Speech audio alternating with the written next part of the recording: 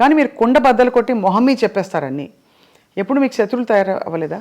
ఉన్నారు, కొంతమంది అవుతారు, కొంతమంది తిడతానే ఉంటారు, అప్పుడప్పుడు తిడతా ఉంటారు, నన్ను చంపేస్తా ఉన్నట్టు కూడా ఉన్నారు. అది ఉన్నారా? నడుస్తూ అంటే ఉంటుంది. ఏ ఇష్యూలో సార్? ఏదో ఒక ఇష్యూలో వాళ్ళకి నచ్చని ఏదైనా చెప్తే కోపం వస్తుంది కదా.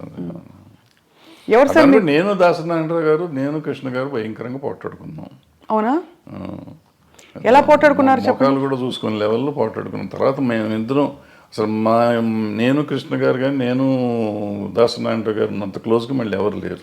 ఇప్పుడు ఏ విషయాల్లో వచ్చేవి గొడవలు? అంటే మాకేదో దీంట్లోనే మనం వేరే సొంత పర్సనల్ ఇష్యూస్ మాకేమైనా లేవు కదా. క్రియేటివ్ డిఫరెన్సెస్లోనే చాలా గట్టిగా మొహాలు చూసుకోకుండా అంతవరకు మాట్లాడుకోకుండా. అప్పుడు సెల్ ఫోన్ లేవు ఇవన్నీ. అంటే మీరు మరి మళ్ళీ ఎలాగా మేకప్ అలాగా మళ్ళీ ఆటోమేటిక్గా అయిపోయింది. ఆటోమేటిక్గా అంటే ఎవరిలోనూ కల్మషం లేదు. ఇప్పుడు నాకు కల్మషం ఆయన మీద, నారాయణరావు గారి మీద కానీ కృష్ణ గారి మీద కానీ కల్మషం ఉండి నేను పంతం బట్టి ఉంటే వేరే, వాళ్ళకి నా మీద అటువంటిది ఏం లేదు. ఒక క్రియేటివ్ డిఫరెన్స్ వచ్చింది నాకు కృష్ణ గారికి, అట్లాగే దాసనారాయణ గారికి నాకు ఒక క్రియేటివ్ డిఫరెన్స్ వచ్చింది. సో అప్పుడు యూత్లో ఉన్నాం కాబట్టి దాసనారాయణ గారి మీద కొంచెం చిల్లల పల్లలుగా నేనే ఆయన మాట్లాడలే పాపం. సో ఆయన పిలిచి ఒక రోజు కూర్చోబెట్టి మాట్లాడారు, సెట్ అయిపోయింది. మీరు ఫాండ్గా ఇష్టపడి వేసుకునే మీ సినిమా ఏది సార్? వేసుకుని చూసే సినిమా పోతే పోనీయా, స్వర్ణక్క? నాకు పోతే పోనీ ఒకటిను, అలజడి ఒకటి. అలజడి ఎందుకంటే అలజడి ఇట్స్ మై ఓన్. ఎక్కువ సినిమాలు డైలాగులు కూడా మేము కాలేజ్లో జరిగిన సీన్స్ ఇవన్నీ ఎక్కువగా నా కాలేజ్ డేస్ మొత్తం అంతా అది. సో ఆ సీన్లన్నీ నేను ఆ కాలేజీలో మాట్లాడిన డైలాగులే పెట్టి రాసుకున్నాం. వేరే కొత్తవి కూడా రాయలేదు అంతవరకు, కాలేజ్ సీన్స్ వరకు. సో అందుకని కొంచెం నాకు ఇష్టమైన సినిమా. మీరు వెస్లీలో చదివారు కదా సార్? వెస్లీ, సికింద్రాబాద్ వెస్లీలో చదివారు. మీ వివాహం ఎలా అయింది సార్? అది మా ఇంటి పక్క ఇల్లు, 2 ఇళ్ళు అవతల ఉండేవారు ఇల్లు. సో మీరు చూసి ఇష్టపడ్డారు అయితే, అంతేగా? Love marriage. లవ్ మ్యారేజే. అదే మరి ఇందాక ఏమన్నారు, ఫోటోలు కూడా చూడమని చెప్పారు సార్ మీరు. అది వచ్చింది అది.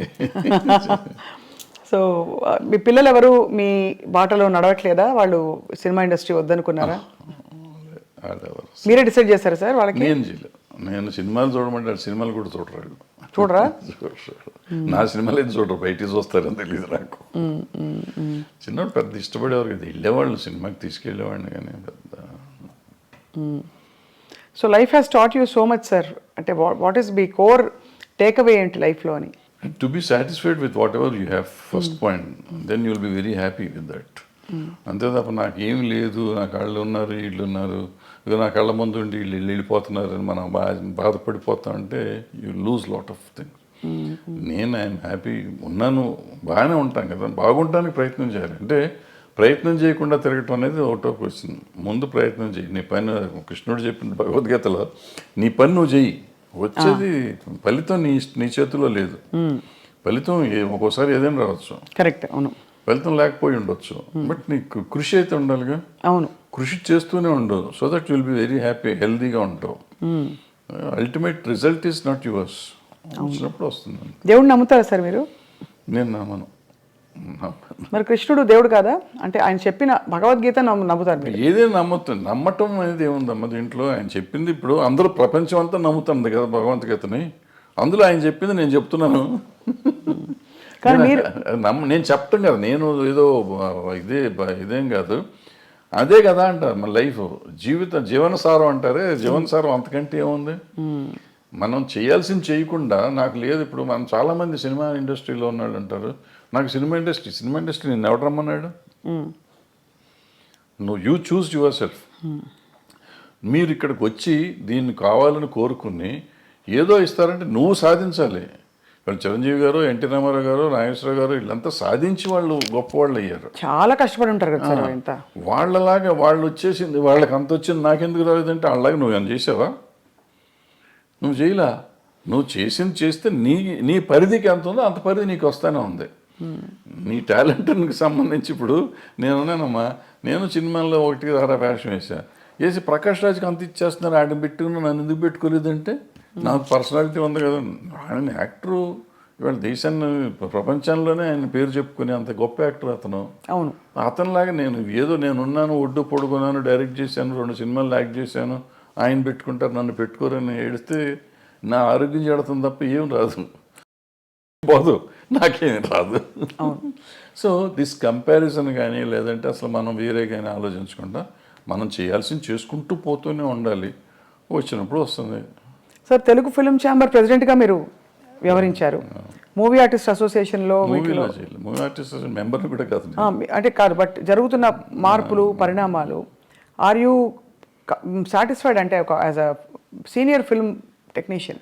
అంటే బేసిక్గా మనం అసలు మూవీ ఆర్టిస్ట్ అసోసియేషన్ అనే దాని గురించి పెద్దగా ఎక్కువ మాట్లాడుకోవటం అవసరం లేదు. ఎందుకంటే కంటే ఒక 800 మంది మెంబర్స్ దాంట్లో 200 మంది అసలు వాళ్ళు ఉన్నారో లేరో వాళ్ళకే తెలియదు.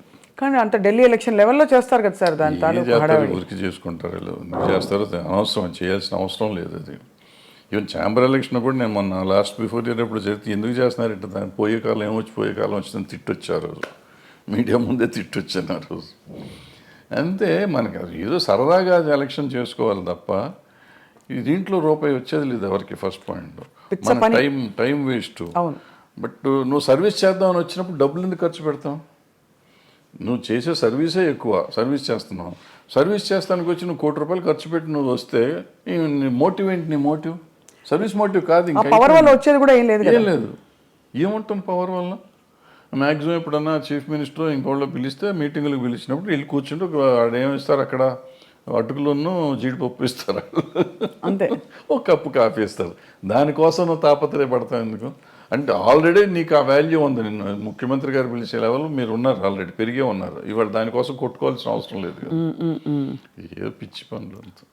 సో అయితే అదే, బట్ వివాదాలు మాత్రం వారానికి ఒకటి వస్తుంది. Jani master issue, Raj Tarun Lavanya issue, అవన్నీ ఇప్పుడమ్మా ఇంతమంది ఉన్న ఇండస్ట్రీలో ఇష్యూస్ ఉంటాయి. ఆ ఇష్యూని మనం సీరియస్గా తీసుకోకపోవటం అనేది మనం ఆలోచించుకోవాలి.